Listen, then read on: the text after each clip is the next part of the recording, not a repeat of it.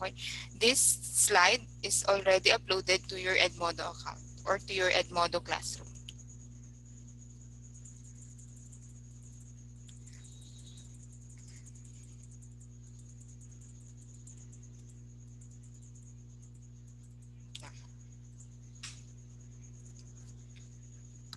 Ay, nag-iiba. Okay. So, our first three discussion is about the quantitative research, its characteristics, strengths, weaknesses, and kinds, the research designs. So technically, it is first part of Unit 1, Nature of Inquiry and Research. So what is research? Quantitative research. Quantitative research is an object. Wait lang.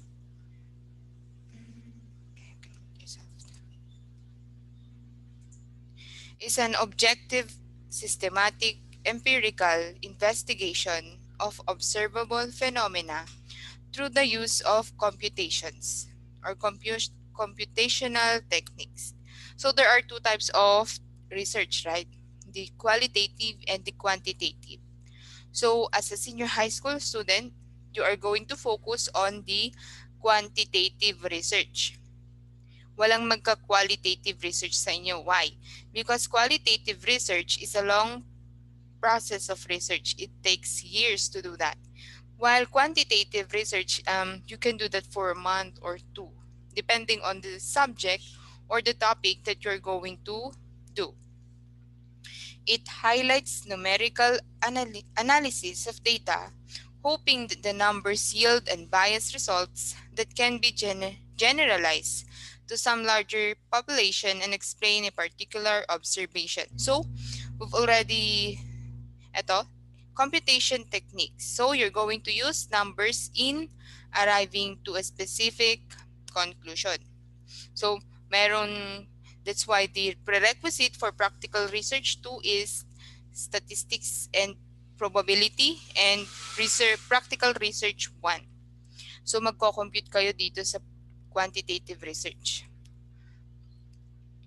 It highlights down numerical analysis. So based on the data that you will be gathering, which is the numbers, you can arrive to the hypothesis that you've formulated.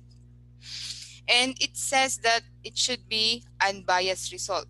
But some are actually having bias kasi they're manipulating the numbers that are na lumalabas sa kanilang mga research papers. But the main point of quantitative research is to have or to conduct an unbiased, yung fair result. That is a representation of a larger population. Simply, quantitative research is concerned with numbers and its relationship with events. So the difference between qualitative and quantitative research is the qualitative research ay theories ang fino-formulate doon. Your research paper is based on a theory. Yan. While the quantitative research, you use numbers in arriving to your conclusion. The quantitative research suggests that the data concerned can be analyzed in terms of numbers. So, repetitive lang siya. Numbers talaga. An example of a research paper under quantitative research is this study comparing the performance of grade 12 in Upper Tumapoc National High School and Burgos National High School in physical science when ICT is integrated in teaching. So, ang ini-study dito ay dalawang school, the Tumapoc and the Burgos National, with concern to the population of grade 12 sa kanilang performance sa physical science with ICT daw. So that is an example of quantitative research. But that kind of quantitative research, kung ganyan ang research, no, matagal yan. So I am going to present, or I've already suggested more specific research titles, di ba? Ayan. This can be approached by getting the average performance of both schools before and after integrating ICT. So the word average, you're going to use the statistical method of mean, di ba? Then the average can be compared and analyzed to see the difference or effectiveness. In this case, numbers are used as data for analysis. Another is surveying what do viewers in Burgos, La Union prefer to watch.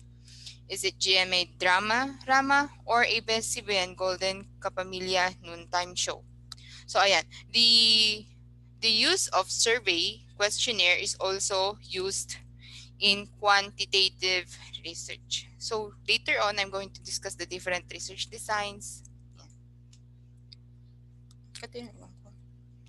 So these are the characteristics of quantitative research.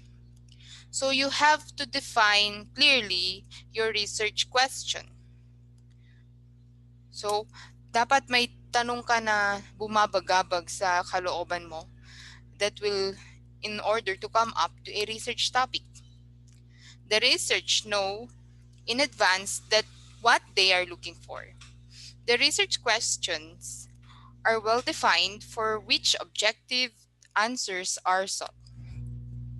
All aspects of the study are carefully designed before data are gathered. So you are going to base your research title from a research question that you've already formulated. And your research questions should be clearly stated. Sabi nga, malinaw siya. Hindi yung ang question mo is um, the emotions of grade 12. Ganun. So, what are the emotions of grade 12? If that is your research question, your question is not clearly defined. Bakit? Who among the grade 12 student are you referring to? Is it the ABM, ICT, tourism, etc. Diba? And sinong grade 12? Yung nasa City High ba? Yung nasa Lasalet o yung nasa Global? So, your question is not clearly stated. So, in order to come up, first step, you need to have a clear and defined research question. Next, structured research instrument. So this is the standardized instrument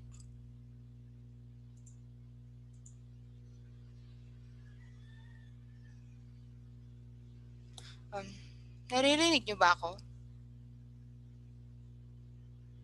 Hindi naman ako nakamute. So another characteristic of quantitative research is the structured research instrument. This is the standardized instrument guide data collection, thus ensuring the accuracy, reliability, and validity of data.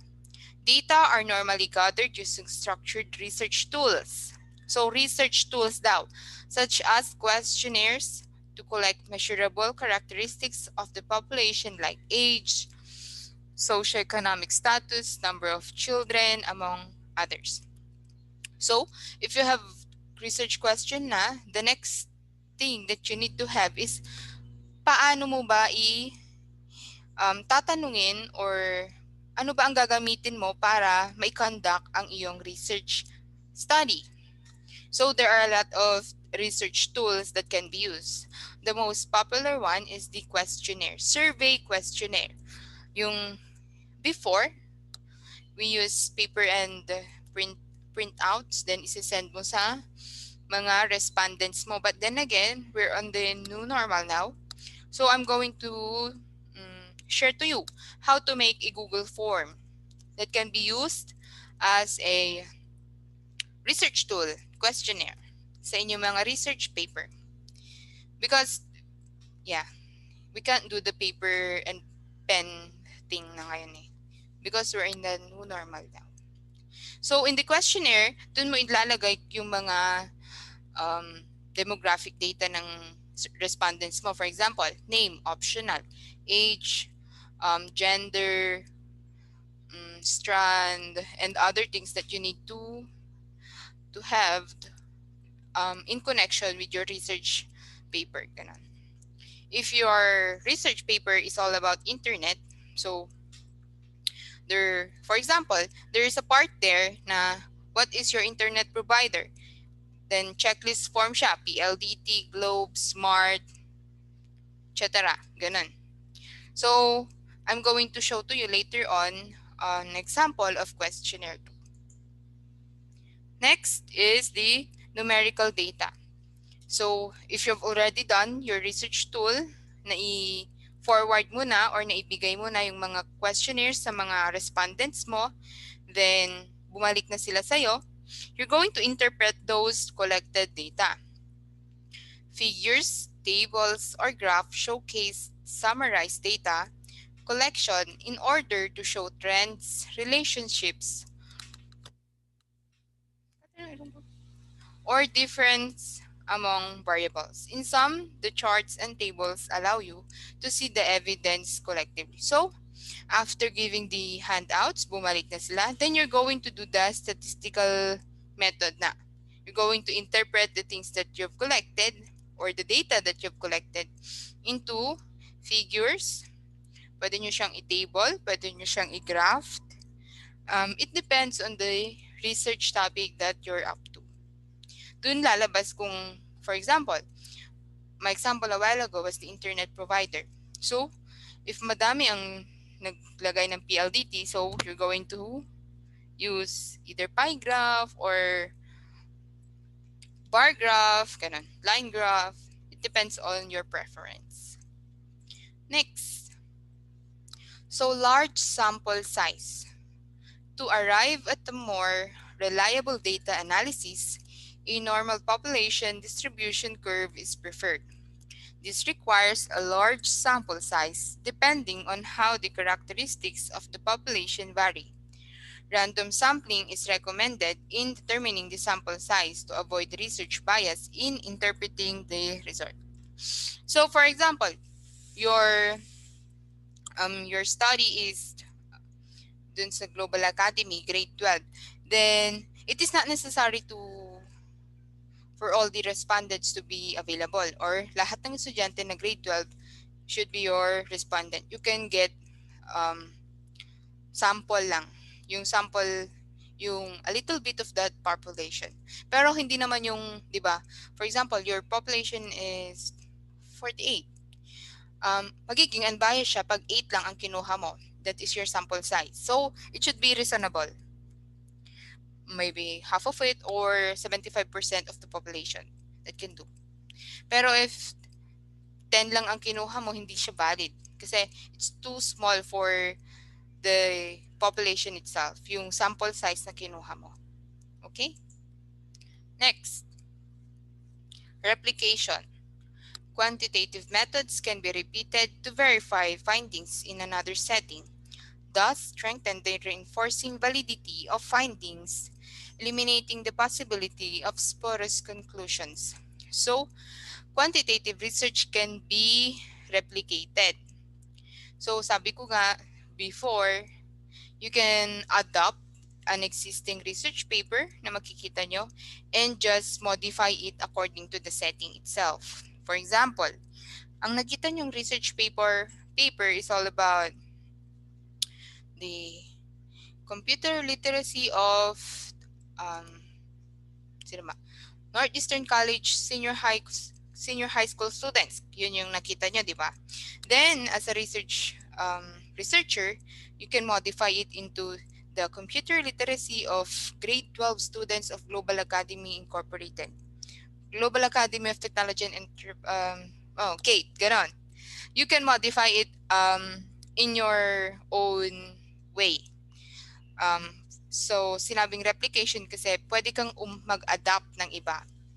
Imo-modify mo lang sa setting na iba. Hindi naman yung as it is na kokopyahin mo. Ganon. That's why it can be replicated. Yes? Next. Future outcomes. By using complex mathematical calculations and with the aid of computers, if then scenarios may be formulated, thus predicting future results. Quantitative research puts emphasis on proof rather than discovery. So in the latter part of your research paper, there are recommendations. Dito lalabas yung future outcome. Kasi you can recommend it to the administrator, the students, the teachers, and to the future researchers. Kasi it will fall under the replication na naman kapag if you put it that way. And quantitative research put emphasis on proof. Hindi ka kasi discovery is under experimental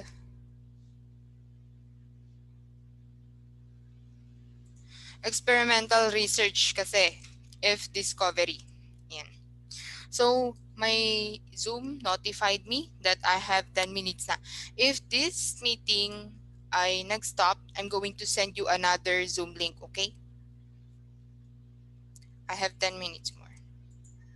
Next, strengths and weaknesses of quantitative research.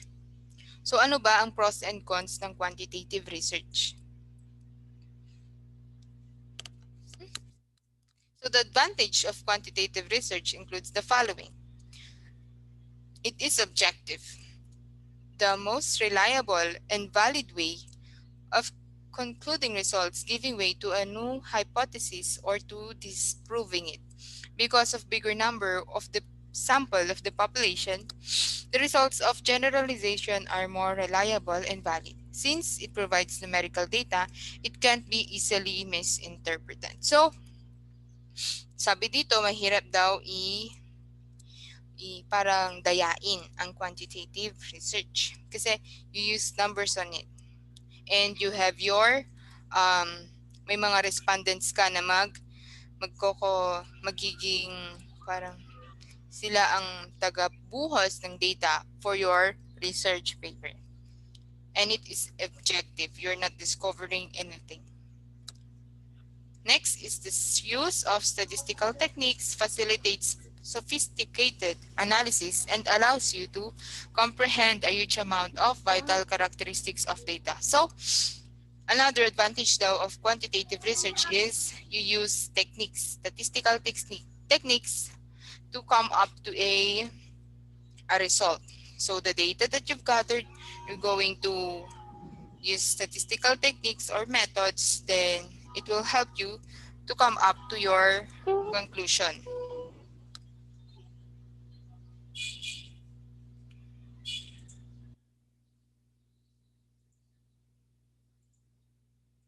Okay?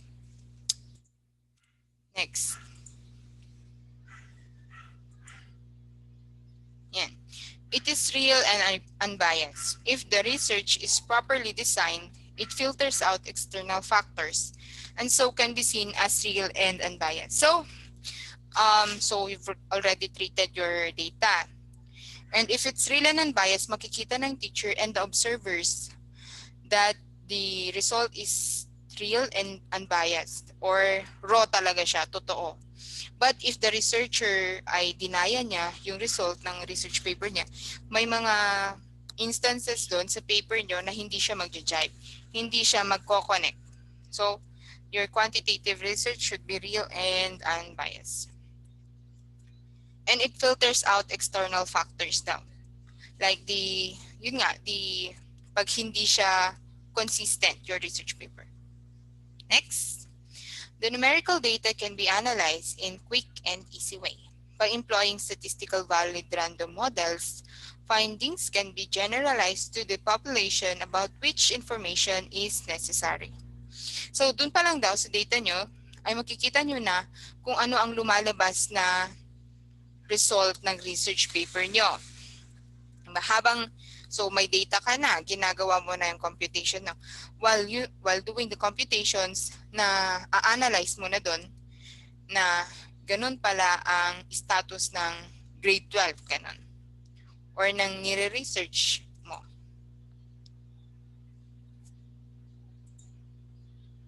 So next, again, quantitative studies are replicable. The next, quantitative experiments are useful for testing and results gained by a series of qualitative experiments, leading to a final answer and narrow down of possible directions to follow. So after daw ng qualitative research, the quantitative research is essential or useful siya in expanding more that specific qualitative experiment. Next. So, if there are kung yun ang advantages ng quantitative research, ano naman ang mga weaknesses nito? So, quantitative research requires a large number of respondents. It assumed that the larger the sample is the more statistical accurate the findings are. So nasabi ko yan kanina, it is not valid if you're only going to get small amount or small numbers of respondents. So kailangan mo ng madaming respondents pero hindi naman yung sobrang dami. Yung sakto lang. Ganun. So because of the numbers of respondents, mahirap kasing humagilap ng respondents if I'm going to say that. Especially now, it's normal. Baka yung mga respondents na kukunin nyo, kaya be careful on your research topic kung ano yung gusto nyong itopic. Kasi mahirap maghagilap ng respondents ngayon, especially it's online. Paano pag sabihin niyang, wala akong internet sa araw na to, ganun. Hindi ko ma-open yung form mo, ganun. So those are the disadvantages of quantitative research right now. It is costly. Since there are more respondents compared to qualitative research, the expenses will be greater in reaching out to these people and in reproducing questionnaires. So before, it is costly. Pero ngayon, it is more practical now because of the Google form na lang. Ayun, or Survey Monkey, merong ganun. It is costly before because you're going to hand out your questionnaire to different people, and research teachers before are conducting trial and error process. What do I mean? For example, sa research proposal nyo, ayaw niyo ng title mo, bilugan niya. Ayaw niyo ng background of the study mo, bilog ulit. Then, ibabalik niya sa'yo. Then, magpapasa ka na naman ng bagong ganon. And ganon din sa mismong research paper. So, chapter 1, may mali. Bilog. Balik. Then, magpapasa ka ulit ng panibago. Mali na naman. Babalik ulit. Magpapasa ka ulit. So, it is costly. It's a print, ganon, into internet. So, matrabaho siya. Next, the information is contextual factors to help interpret the result or to explain variation are usually ignored. It does not consider the distinct capacity of the respondents to share and elaborate further information, unlike the qualitative research. So kung ano lang, so dito, information is contextual factors. Anong ibig sabihin yan? Kung ano lang yung gusto mong, kung ano lang yung nakalagay sa questionnaire mo, ayun lang ang sasagutan ng respondents mo. Unlike sa qualitative kasi, if you have respondents, they can explain their sides. While in the quantitative research, check lang ang gagawin ng respondents mo. For example, di ba sa internet provider, no internet provider, ganun. Then, chinek nyo dun. Wala nang explanation. That is limited lang. Kung ano lang ang hinihingi, yun lang ang nakukuha. Ganun. So, the informations are not well explained. Yan. Gigets na ba natin? Next, weakness. Much information are difficult to gather using structured research instrument, specifically on sensitive issues like premarital sex, domestic violence, among others. So, sa mga topic na to, mahirap daw tanungin ang mga respondents regarding these topics if you're going to use the questionnaire. Ganun. Kasi there are people that are not open to share their side. Ganun. It is difficult to gather. Paano pag blinank niya yung mga most important details na kailangan ng research mo, di wala ka nang nag-gather na information or data. If not done seriously and correctly, data from questionnaire may be incomplete and inaccurate. Researchers must be on the lookout on respondents who are just guessing in answering the instrument. So, you need to be hands-on. Kasi, what if pinasa niya din puro blank, di ba? Yun nga yung sinabi ko. Incomplete and inaccurate. So, dapat minomonitor nyo yung mga respondents nyo. Or, you should be hands-on in gathering your data.